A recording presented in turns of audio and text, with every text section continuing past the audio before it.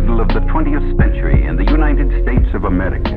Hundreds and hundreds of teenage boys and girls are becoming hopeless dope addicts every year. It's fantastic.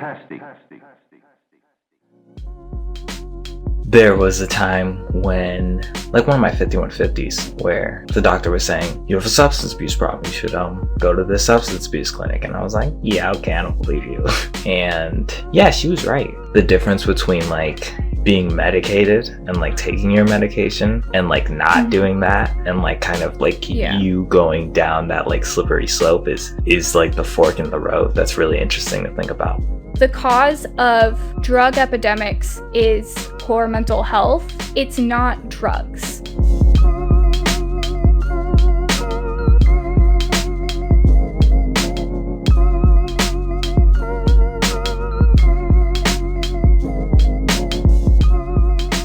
Welcome to the Pretty Girl Pill Club, where we don't have a drug problem, we're just mentally ill. This is a show where a couple of extremely unqualified idiots on the internet with fucked up brain chemistry talk about our fucked up brain chemistry, among other things. I'm Soph, and this is Ronnie. This is he. How's it going? I'm cold and seasonally affected. Damn. Are you sad? Get it? SAD? Seasonal? Yeah. No, I totally am. I've just been like laying down, and I was saying that Ash and I have just been like sharing heat. That's what you gotta do. That's what cats are for. She's like in the season where she wants to be all up on me because I have a lot of body heat compared to her. So I gotta set up that heating pad. I finished Girlfriends. The finale was so Yeah. So I feel a little That could be the seasonal affective disorder though. So it's either here or there. That's true. But finishing shows is also like really emotional. Yeah, and that's definitely true. And I just wish the ending had been a little bit more, would have ended with something. Punch to the gut, but in a good way. Not even that. Like it just kind of ended on like, you ever read Grapes of Wrath? This is gonna be the worst explanation of anything. I probably pretended to read it in high school. So there are these caloric chapters. I think that's what they're called. It would have been like if they ended on one of the caloric chapters that isn't about the family and it's just like about like a abstract thing. Now Steinbeck, that would have been good for Steinbeck, but it would have been like transitional and not like getting to the point. Right. And I felt like that's kind of what they did. There was like a lot of stuff they were setting up, but there was no like real conclusions on anything, which they could have been going for that, but I felt unfulfilled. Yeah, that's how I felt about the, when they did the reunion season of Gilmore Girls. Mm-hmm. That was weird and disappointing. For people who haven't seen it, I'm not going to spoil it, but like, Rory Gilmore is better than the ending she was given. In the finale of the original Gilmore Girls, like in the finale, she's like graduated from Yale and she's about to like head on Barack Obama's campaign trail. It's like 2008 when the show ended because she went to school to become a journalist and now she's going to go follow Barack Obama's campaign. She's a girl ready to take over the world. Fuck yeah. And then like at the end of like the reunion season, actually I said I wasn't going to spoil it. I'm going to. It's like she's back in her hometown, unemployed and knocked up. Rory Gilmore is better than that. That sounds like, not like the ending of True Blood, but that sounds like the feeling of the ending of True Blood. So now we're on the same page. Yeah. It's like I expected more from her. I mean, yeah, she's not a perfect character. She has like very unlikable traits, but like it's unrealistic for the person that she is. Yeah. I didn't like it, didn't buy it. Sometimes I wish that like you could erase shows that you've watched from your memory so that you can experience watching them for the first time again. Yeah, Because it's not the same. It's not the same the second time you watch it, Mm-hmm. Yeah, because you're like looking for those like little things. Although, no, it doesn't really work if you like. I like to put years between my Community rewatches, so it feels like the first time. But I've seen that show like 30 times, so yeah, it doesn't work. I've seen Gilmore Girls like who knows how many times, because when I first started watching it, this was like pre-Netflix, pre-streaming services. I would come home from school and Gilmore Girls would be on ABC Family like the hour that I got home from school, because the show was already like a couple years old at that point, they would just play the episodes in order, like every day. Yeah. Yeah, that's how I watched it originally. And so there were some like chunks of the series that I probably missed. And then when Netflix came out, I watched all of it. But I've watched all of it through like start to finish, I don't know, 2 or 3 times. But the amount of those episodes that I've seen multiple times just like aired on TV, like there are certain episodes that I've seen like probably like 5 or 6 times. To go off on a tangent, but it's a closely related tangent. Did you ever watch The Secret Life of the American Teenager? I watched the first couple seasons when it first came out. I think maybe the first 2 or 3. And then it started getting like really wild with like everybody was pregnant at a point. Yeah. And then I was just like, all right, I'm over it. I feel like ABC Family was going through a weird phase where like everybody in every show was pregnant. Mm-hmm. See, I remember that show being really bad dialogue-wise. Like characters would like repeat themselves and each other. And like one of my neighbors was watching it and I was like, aha, that was a good time in my life. It's like this weird style that like a lot of the ABC Family shows had that was like this weird hyper realistic dialogue that was just kind of awkward.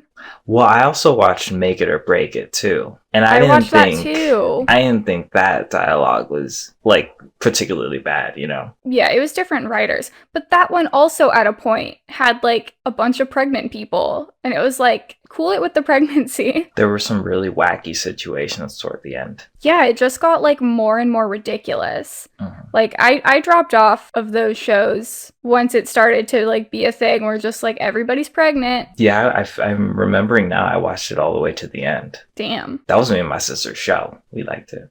I think a lot of those shows, specifically like Secret Life and stuff, kind of tried to recreate the dialogue and writing style of like Gilmore Girls, but it just like didn't quite do it, you know, because Gilmore Girls has like a really unique style of dialogue. Mm-hmm. It's really quick and really natural, and a lot of the lines are really understated. Like in a 30-second clip, there might be like 5 or 6 jokes, but you might only catch like 3 of them. Right, yeah. You can kind of see that like there's the flow of conversation that's a little like punchy that they try to do in Secret Life, and it comes out as like redundant a lot. Yeah. Gilmore Girls like mastered subtlety. And also just like the writing was just so dense with like cultural references.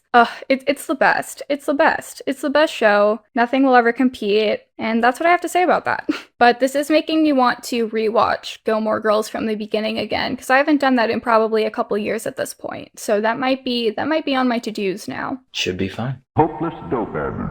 All right. Well, in several episodes recently, I've alluded to eventually doing an episode on ADHD and substance abuse. And I did all the research like probably a month ago. I was gonna do it. I guess like I never figured out quite like how to frame the information. And then a miracle happened. One of our lovely followers on Instagram, our Instagram is Pretty Girl Pill Club, if you are unaware, sent me a DM and asked me a question about ADHD medication. And her question kind of like something in my mind clicked, and I was like, oh, that's how I'm framing the episode. So I replied back to her and gave her like a short answer, and then I told her like, your question just gave me the perfect way to frame a full episode about this. So I'm gonna do some more research, and we're gonna do an episode answering this question in depth. Because, you know, this is one person on Instagram that asked me this. I'm sure a lot of people have the same question, but don't have the gusto to ask, or, you know, have an initial assumption about it and then just never seek out any further information. So I want to preface by saying shout out to the homegirl for asking the question from somebody who has lived experience with it, rather than just having an initial reaction to information and then never questioning that, or like never questioning their preconceived notion about it. Big ups to her. So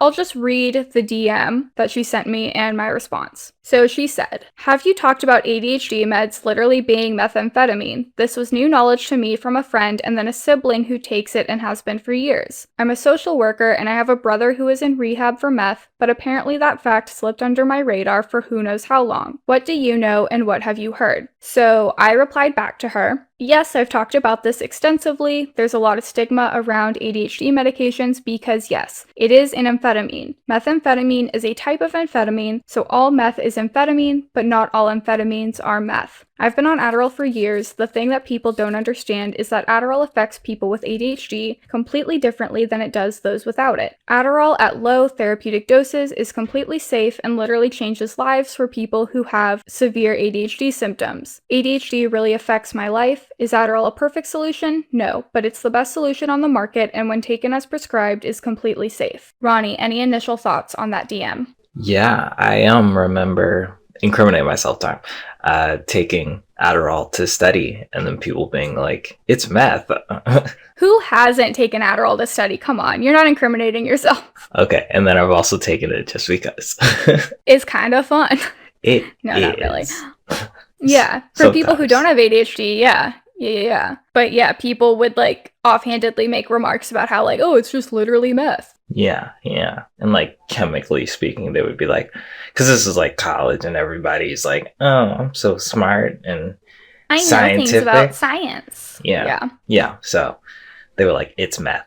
But if they were actually good scientists, I'm not a scientist, I'm a lot of things, but I'm not a scientist, but the chemical structure is actually slightly different. They're not the exact same. I did look it up right before we started recording and try to figure it out so that I could explain it, but I'm not going to put you all through that. Just trust me when I say that the chemical structure is slightly different. You can look it up. I think like amphetamine or like dextroamphetamine, which is like the most common form that's prescribed to people, that's what I take. It's like C9H13 something. Actually, you know what? I am going to look it up again. Right. So the formula for amphetamine is C9H13N. So is that carbon 9, hydrogen 13, and nitrogen? Yeah. See, I know some things. Mm-hmm.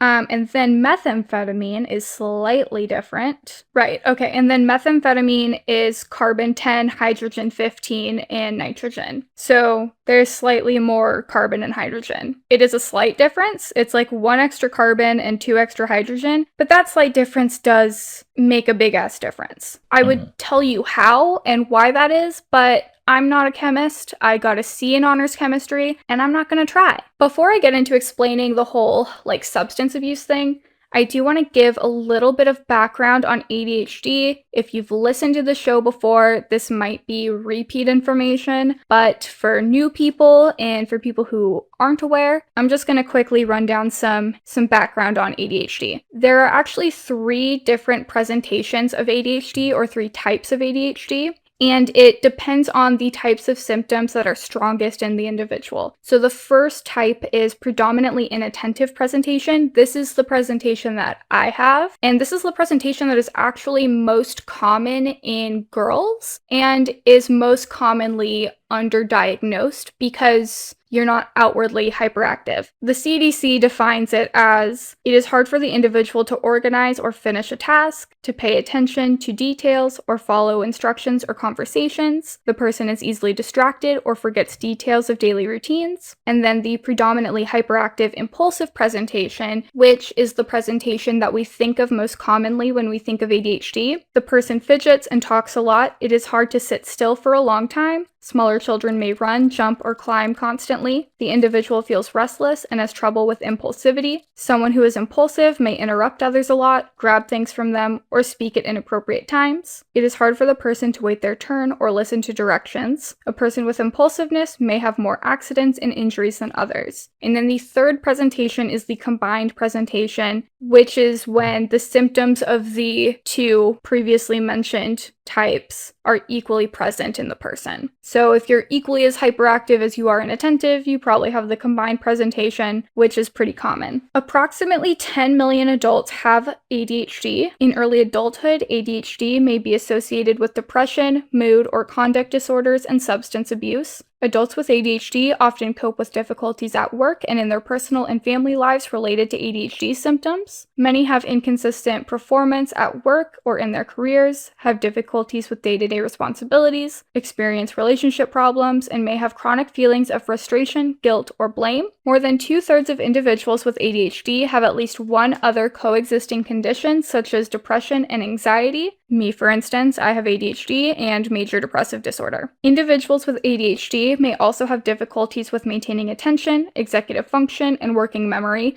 Recently, deficits in executive function have emerged as key factors affecting academic and career success. Executive function is the brain's ability to prioritize and manage thoughts and actions. This ability permits individuals to consider the long-term consequences of their actions and guide their behavior across time more effectively. Individuals who have issues with executive functioning may have difficulties completing tasks or may forget important things. Medication does not cure ADHD. When effective, it eases ADHD symptoms during the time it is active. Thus, it is not like an antibiotic that may cure a bacterial infection, but more like eyeglasses that help to improve vision only during the time the eyeglasses are actually worn. Medications that most effectively improve the core symptoms of ADHD seem primarily and directly to affect certain neurotransmitters. The neurotransmitters involved are dopamine and norepinephrine. Both neurotransmitters appear to play a role in the attentional and behavioral symptoms of ADHD.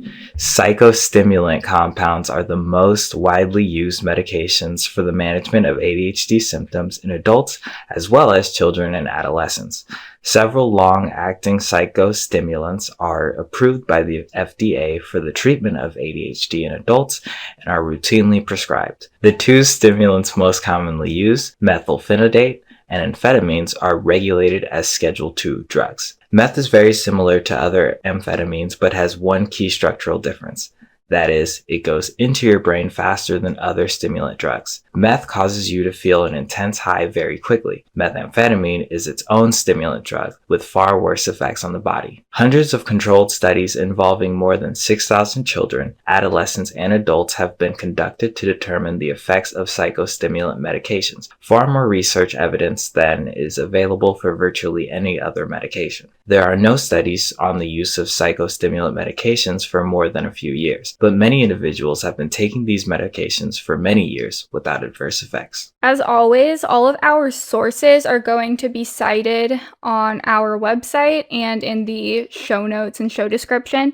I'm primarily using information from the CDC and chad.org, which is endorsed by the CDC. So if you want to look more into it, or just verify that I'm not making shit up, then you can check out those links for further reading. But circling back to the question of substance abuse, which is what our lovely Instagram follower asked about, the core symptoms of ADHD, namely inattention, impulsivity, and hyperactivity, have been known for a number of years to predict substance use in adolescents not diagnosed with ADHD. Keyword here, not diagnosed with ADHD, which means that if you have ADHD, but you are not diagnosed and you are not being treated for it, you are far more likely to abuse substances than somebody who has been diagnosed and is being treated for their ADHD. So a very important part of that. You know, it sounds like this disorder is tied up into capitalism, if that makes sense. Because like your executive function, like your ability to complete things and do tasks and be a functioning member of society. Oh yeah. And the flip side of it, or I guess like the inability to cope with that, is substance abuse, which is like a common theme for a lot of people who struggle with capitalism as a system. Yeah, I would say capitalism is enemy number one for people with ADHD. That said, there are a ton of founders of companies and CEOs who have ADHD. A lot of people with ADHD make for great leaders. Reason being is that they can delegate the shit that they don't want to do to other people. So people with ADHD are very well suited for leadership positions, very well suited for founding companies and leading companies. So it's not all bad, but, you know, at the entry level, Yeah, capitalism is enemy number one to people with ADHD. The way that the school system is kind of structured also, like, is enemy number one. So if you're not medicated as somebody with ADHD, you're going to seek out, like, something to close that gap in dopamine in your brain, you know, one way or another. If you're not being treated and medicated for your ADHD, you're going to turn to self-medicating via illicit drugs, such as methamphetamine, cocaine. I've talked about it before many times on this show. When I was a young drug-addled youth, I started doing drugs before I was ever diagnosed with ADHD, and I think that is probably the reason. Yeah, I was heavy into the cocaine, and I actually, well, I said to Ronnie, I said this to you last week, that, like, I was thinking about how much I don't want to do drugs. And a big part of that is because I don't have to seek out that dopamine that my brain naturally lacks because it's being treated medically. Like, basically, the ADHD brain is going to seek out sources of dopamine no matter what. It's just unavoidable. It's the way that the disorder functions. And so if you don't treat it with prescription Adderall or prescription Vyvanse, they're going to seek it out some other way. And in my case, that was cocaine, which isn't good for you. So, you know, there you go. But if you need more proof, these symptoms in and of themselves may increase risk for a number of reasons through the various problems they cause in school, at home, and with friends. 46% of children with ADHD were daily smokers by age 17 versus 24% of age mates without ADHD, for example. Generally, the stimulants are well tolerated in therapeutic doses without any abuse. There is no evidence to substantiate the fear that stimulant use leads to substance abuse or dependence. On the contrary, studies indicate that successful treatment of ADHD with stimulants lowers the chances of substance use disorders compared to adults with untreated ADHD. Other studies have reported that stimulant treatment may protect against later substance abuse or dependence. No studies have yet shown that stimulant treatment is associated with worsening of substance use in adolescence. And that's all I had to read. Gives a full picture. Yeah, I mean, I spent a lot of time pulling those research articles. So it's interesting about the chasing the dopamine, because I'm kind of like, I feel like that's something that people who go through SSRI, you know, multiple prescriptions can feel. Like, you take one dose and then you gotta take like the next dose to get like a little bit more, you know? Yeah, and you routinely, I mean, usually with SSRIs, you routinely have to reevaluate if the dose is right. When I was on Zoloft, I started at 25 milligrams, and by the end of the time that I was taking Zoloft, I was on 150, which is a lot. I'm like 100 pounds. So 150 fucking milligrams of Zoloft is a lot. And then I switched to Lexapro, and for the last like 6 months, the 10 milligrams I was on was fine, and then we recently just doubled that to 20. It wouldn't be abnormal if like maybe another 6 months from now we have to go up again. Like, that's, you know, you gain a tolerance to these drugs. With psychostimulants, if you're on them for a lot of years, you do typically have to go up in dose, because one of the biggest issues with stimulant medications is the tolerance that you gain to them, or the tolerance that you develop to them. I believe I was first prescribed 15 milligrams a day, and that was fine for about 6 months. Then I went up to 20, and then I went up to 25, and currently I take 30 milligrams of Adderall a day. Or actually, no, I take 35 milligrams of Adderall. So I started at 15, then 20, 25, 30, and then 35. But I don't take the 35 all up. Well, actually, I'm basically on 30 or like 25 because I take a 15 milligram extended release Adderall in the morning, as well as a 10 milligram instant release Adderall. And then halfway through the day, I take a second 10 milligram instant release Adderall. So by the time I take that second one, the first one has worn off. I'm basically on 25 milligrams, but I'm prescribed 35 a day, you know, because I have to redose halfway through the day. What's that timeline from start to from 15 to 35, what's the year? Maybe about 3 years, 2 years, 2 years, yeah. But the switch from like 30 to 35, that wasn't really like an updose as much as it was the medication was wearing off too early in the day for me. So we split it up so that like before I was taking one extended release 30 milligram capsule in the morning, but it was wearing off too early. So instead we switched to a 15 milligram extended release in the morning with like the instant release and then a redose in the middle of the day. So that way it lasts a little bit longer. You know what I mean? So actually it was more of a down dose because I'm only ever on 25 at a time, but it lasts longer because with the 30 in the morning, it wasn't lasting as long and it was probably a little bit too high of a dose. Right, I feel that. Yeah. So really I only updosed 4 times over 2 years, 2.5, 3 years. I don't even know. Dude, time isn't real. Mm-hmm. But there are things you can do to not have to updose over time or to help curb your tolerance. Like Adderall, is eliminated from your bloodstream pretty quickly. It only takes about a day. And so if you take a day off from the medication, it works better the next time you take it. Things like exercise, improving your diet, all things that I don't do will also help the efficacy of the drug. I think I mentioned before in an episode that L-tyrosine, not L-theanine, but L-tyrosine, which is an amino acid found in whey protein, is also really great for helping you not build up a tolerance because it helps kind of replenish your dopamine receptors. So there are things that you can do to help keep your dose as low as possible. Interesting. I might have to look into that on my end because I have to lie to my psychiatrist soon. What do you mean? I think I have kind of messed with my dosage in terms of him being like, hey, you should stop smoking. And I was like, okay. And I didn't.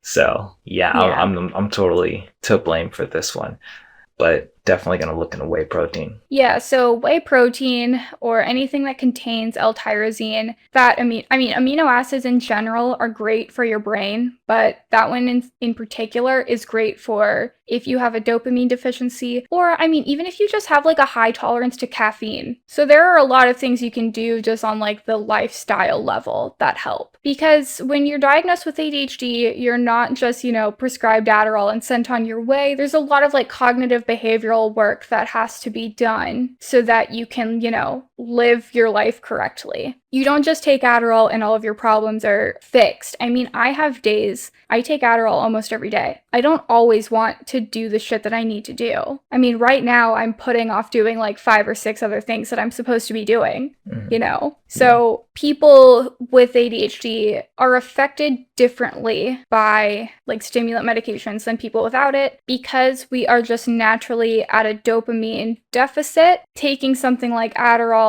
brings us up to the level of a neurotypical person, right? Like you feel the way that a neurotypical person does without any drugs. Yeah, so you like have to, like if you have something to do, you have to be the force to get it done. It's not the medication that's gonna get your brain going like that. Yeah, the medication does help a lot, but I cannot tell you the number of days that I've like taken my meds and then just gone back to bed. Yeah. I got into this really bad habit. And if you have ADHD out there and you take meds for it, and you do this, fucking stop. Sometimes I will get up in the morning and go take my meds and then go back to bed thinking that, oh, well, the meds will kick in about half an hour and then I'll wake up. But sometimes I'll like sleep for another hour and then the meds will wake me up. But that's not really a good thing to do because one of the best tips I've ever gotten that I never use is that you shouldn't start your day when the meds kick in. You should start your day when you take them so that by the time they kick in, you're already doing the thing that you're supposed to be doing. Because whatever you're doing when they kick in, that's what your brain will focus on. Right. If that makes sense. So yeah, if you just go back to bed, right, and like, just kind of wait for them to kick in, like you're kind of shooting yourself in the foot. And I unfortunately do that far too often.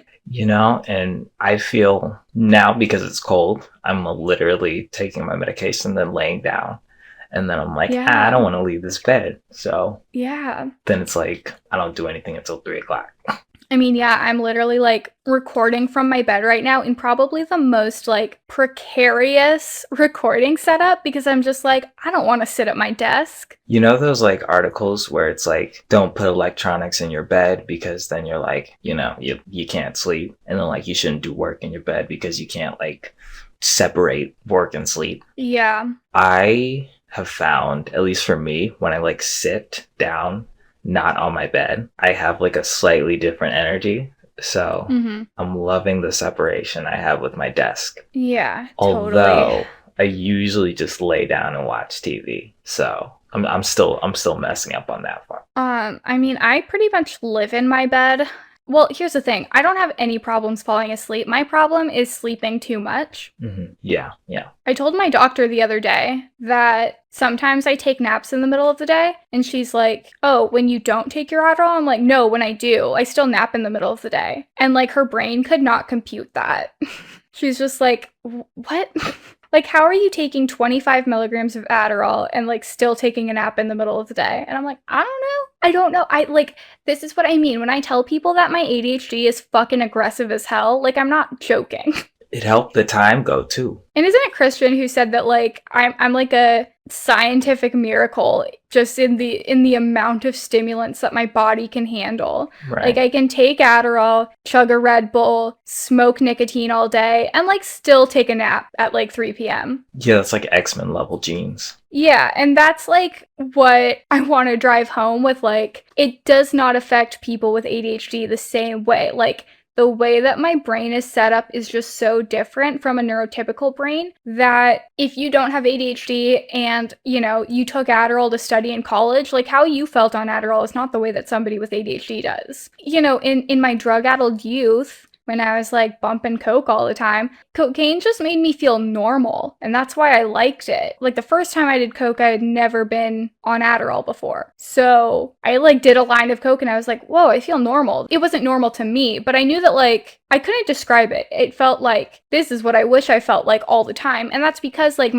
because I have like a much higher dopamine threshold, I don't think I even got high from it. I think I just like felt like good and normal and sober. Do you think anybody noticed? Well, I was definitely acting differently. And like, yeah, do you think people noticed? Like, did they ever like Probably. notice and like speak on it, or was it just like a? No, I mean, I was coked out, so like they knew that, right? So they probably just assumed like, oh, she's just on drugs, like whatever. Since then, now that I'm like a normal-ish person, I mean, people can tell like people who know me can tell the difference between when I'm on and off my meds. It's like very obvious because I'm a fucking nightmare off of meds. And knowing what we know about, just based on my experience and what the research says, like, I don't even want to know the type of person I would have become if I had never been diagnosed. Like, I would probably still be doing coke. I would probably, like, be a complete fucking mess. I mean, I wouldn't be doing anything that I'm currently doing. Not that anything I'm currently doing is, like, really, I wouldn't have achieved any of the things that I've achieved in the last, like, few years. Getting diagnosed late is a point of contention for me. I get upset about it sometimes, but I'm glad that I have the experience of being undiagnosed for the majority of my life because I still remember what that's like and I still remember how difficult it was. So it gives me a little bit more perspective than if I had been diagnosed in like middle school. Yeah, totally. I was just thinking about there was a time when like one of my 5150s where the doctor was saying, you have a substance abuse problem. You should go to the substance abuse clinic. And I was like, yeah, okay, I don't believe you. And yeah, she was right. I had made an art piece at the time that was called 2 Weeks that I'm actually trying to recreate because I'm taking like a lot of art classes now. And it's like, I want to like have something, but that's neither here nor there. So I like literally, I can't remember, it was 11 to 13 1.5 liter bottles of wine like in 2 weeks. Not like completely drunk by me, but like essentially drunk by me. It was wild that was like only 2 weeks. And like I'm looking at it now, like the bottle's piling up because I need like 11. And I'm like, man, it's been like 2 months and I still don't have enough. So the difference between like being medicated and like taking your medication and like not doing that, and like kind of like you going down that like slippery slope is like the fork in the road. That's really interesting to think about. There are tons of statistics about it, about people with mental illnesses. I mean, you're predisposed to substance abuse anyway, just by nature of having a mental illness. And if it goes untreated, that's when you really become susceptible. Substance abuse disorders are also genetic, but so are mental illnesses. Substance abuse does run in my family. So do, all of the mental disorders that I deal with. My mother has a pretty severe panic disorder and major depression. And my brother has pretty intense OCD and depression and ADHD. My dad has bipolar disorder. And so I hit the genetic jackpot for having a fucked up brain, really. And I think knowledge is really power when it comes to these sorts of issues, because if you know that you are predisposed to a lot of these things and you're aware of it, you can take steps to kind of set yourself up to have it not be an issue. And I didn't start doing that until I was 19. Before that, I just knew that I was fucking miserable and all I wanted to do was go out and drink and do coke and be a fucking degenerate. And that stuff is really fun until it's not. I think I would have gone down a much darker path if I hadn't started actually dealing with my mental illnesses. I had known that I had major depressive disorder for a long time, but I just didn't do anything about it. Yeah. It's the doing something about it that is key. I don't fault anybody for making the assumption that, people who have ADHD are just getting high off their meds every day. It's not the case, but I understand the assumption. And I don't fault anybody for having it, because until you've lived with ADHD, you really don't understand what it's like. I think that ADHD is often trivialized. People think of it as not that big of a deal. It's not seen as a super severe issue, but it's something that does, like we talked about in the episode on rejection sensitive dysphoria, it has severe implications for every aspect of your life. I mean, it was only in the last 15, 20 years that doctors came to an agreement on ADHD not just being a thing that kids have. The idea that you grow out of ADHD, modern medicine has finally gotten over that idea, because we know that that's not true. You can develop coping skills over time, and so that may look like growing out of it, but you're not growing out of it, you're just becoming an adult. Certain symptoms are going to be more prevalent at certain parts of your life than others. Right.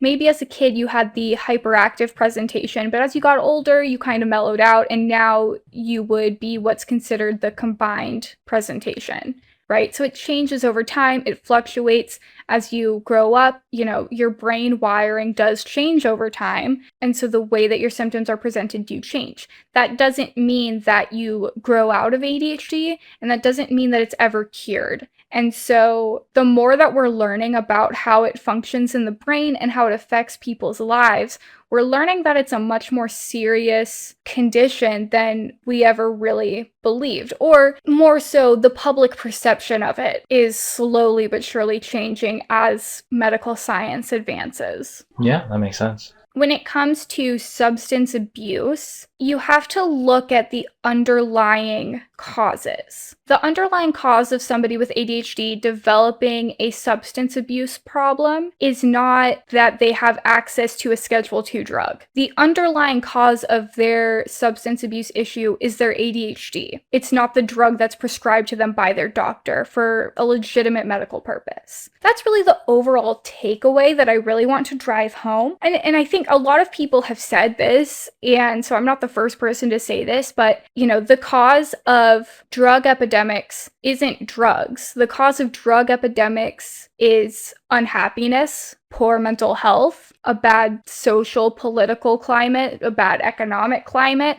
It's not drugs. So, we talk about all the time how the war on drugs failed, because the war on drugs tried to, among other things, curb substance abuse issues by criminalizing and punishing people for having substance abuse issues rather than addressing the underlying cause. And the underlying cause is mental health. And also the fact that George Bush was our president for 8 years. But that's neither here nor there. And the other one too. Oh, and the other Bush. Yeah, but Yeah. I think we were talking about the same Bush. Yeah, I think we were talking about the same Bush. Herbert Walker. Yeah. Nepotism. My statement still stands. The problem was mental illness and the fact that George Bush was our president for 8 years, in reference to both of them. So that's really what we have to focus on. Dude, the war on drugs fucked up this country and the world in a lot of ways. But I think one of the biggest lessons that we can take away from it is that drugs aren't the problem. They're a symptom of a much larger problem. Right. And the country is sweeping that problem under the rug. Oh yeah, baby. I mean, I haven't looked at the numbers lately, but how many people are still dying every day from fucking opiates, right? Yeah, I looked at a DEA report from 3 years ago. This was 3 years ago when I looked at it. And it was like mostly concentrated in the East Coast. Like people were dying from opiate overdoses. They don't talk about that. Because there were places on the East Coast where there were a lot of economic problems, right? Like people in like Pennsylvania. Yeah, it was all over the East. Mostly in like the Northeast though, so yeah. Yeah, which I think Pennsylvania would be Northeast.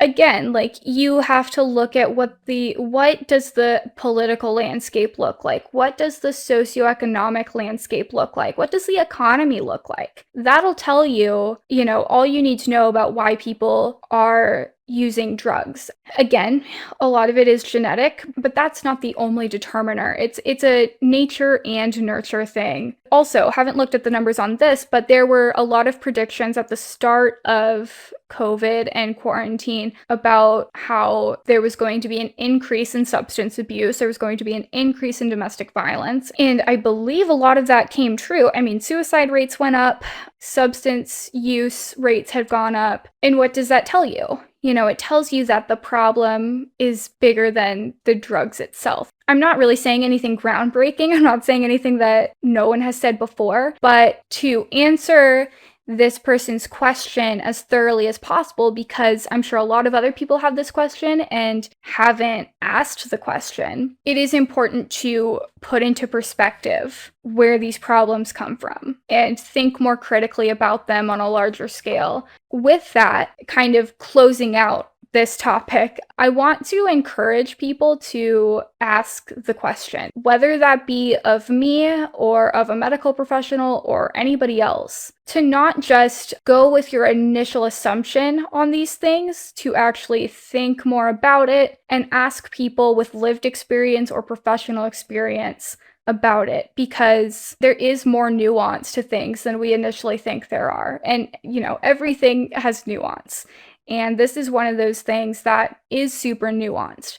I can't say for a fact that everybody who's treated their ADHD has never developed a substance abuse issue. That's just factually not true. I would be lying to you if I said it was. But the fact is, they're going to have an increased risk of substance abuse either way. Data is showing us that if they're treated and medicated, that risk is significantly lowered. It's not eradicated, but it's significantly lowered. Really, what this comes down to is there is not a perfect solution, but we have to trust data and science and modern medicine. And again, like I said, ask questions. And that's my rant on that. Yeah, that's a big one. Ask questions, think critically, get the information. I think that's covering the question. Hopeless doped.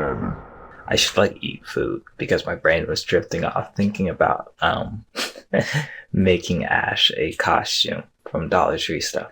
Ooh, what is she gonna be? That's what I was thinking. So when I was drifting off, I thought of how easy it would be to make a little bat, set of bat wings for her and put it on her harness. Oh my god, that would be so cute.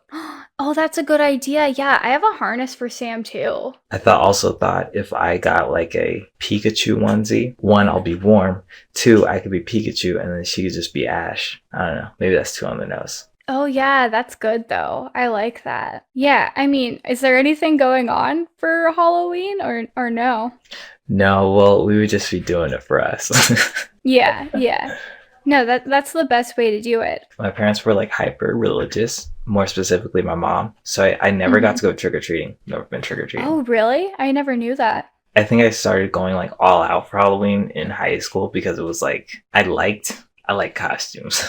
Yeah. I went like as a pharaoh a year. I was Urkel one year. I was the kid from Stranger Things one year. I don't know. I like Halloween. Yeah, me being me, I did a lot of repeat costumes. I was Wednesday Addams like probably 5 years in a row. I was the pink Powerpuff Girl. I don't remember what her name is. Blossom. Yeah. I was Blossom one year. And then I think all the other ones I was just a cat. I was Mitt Romney one year. That was fun. What? Wait, was that when you were like riding hard? Like, was that when you were like as you said, a diet bigot? Yeah. I think that was junior year of high school. Yes, junior year. Jesus Christ. I had a binder. Oh my and God. it said women on it. And then people were like, oh my God. people were always, because like, you know, when you're black and you're like a white person for Halloween, people are always like, oh, are you Obama? And I clearly had a gray streak in my hair. Like I did it. And I wore the same color tie that Mitt Romney would have wore. I rolled up my sleeves. It was hyper realistic. The only difference was that I was black. And so Yeah. And you everyone weren't thought I out was here Obama. trying to do whiteface, so. Right. But it was kind of funny because people would notice the binder and they're like, oh, you're Mitt Romney. And I was like, yeah. I wish more people wouldn't have said Obama. Yeah, although depending on what part of his presidency that was, you know, he did go gray. Well, that's the thing. My hair was like Mitt Romney pompadour level, you know? It was hyper realistic. Yeah. Hyper realistic.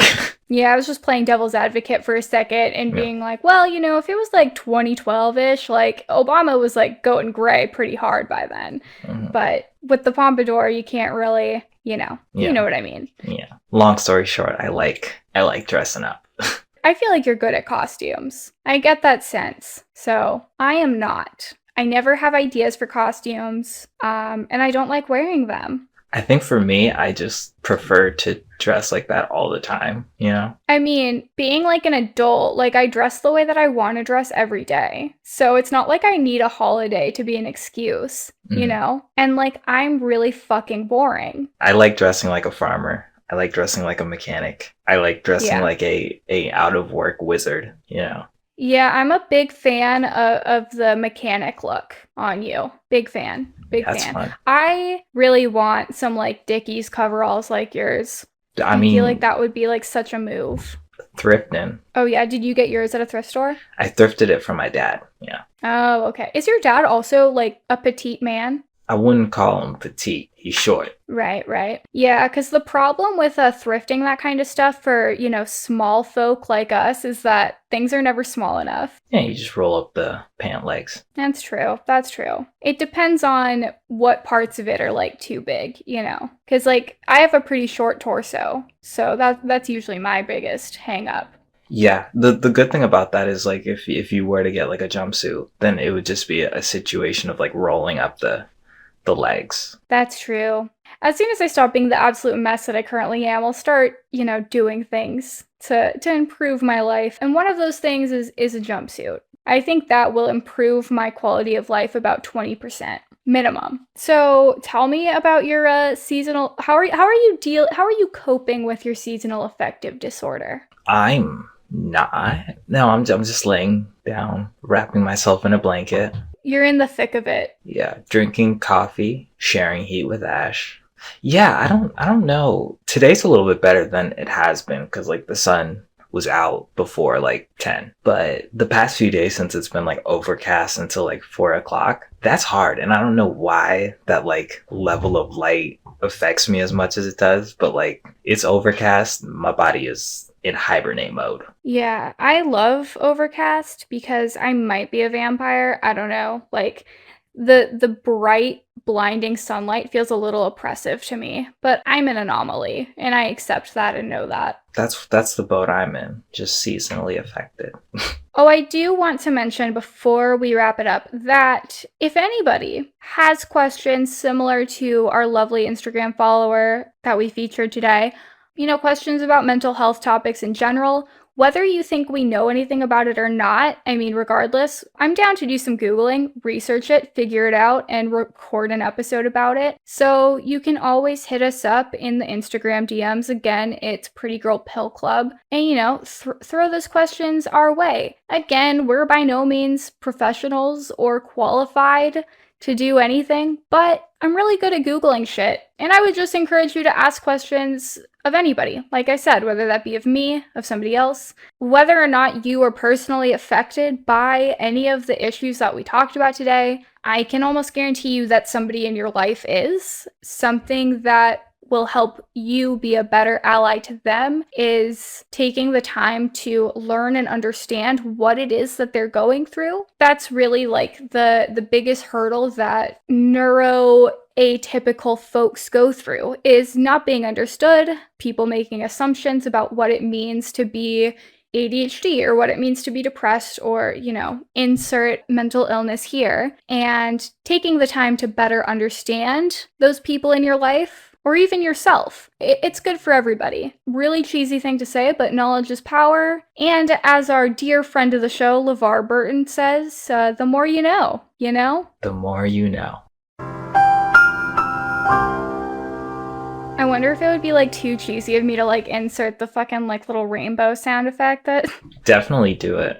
I like that. That's on brand. Fuck it. I'm gonna do it. We don't take ourselves seriously here, you guys. We're just here to have a good time and share some scientifically sound information with you every once in a while. I guess with all that said, this has been the Pretty Girl Pill Club. As always, our show notes with all of our sources will be on our website, pgpcpod.com, and in the description of this episode. You can follow us on Instagram at Pretty Girl Pill Club, on Twitter at pgpcpod, and Public Notice LLC. And I think that is all of the plugs. Oh, and also, you know, you can leave us a rating and review if you want to, or don't, whatever. But anyway, drink some water and take your meds, and we'll talk to you later. Bye. Bye.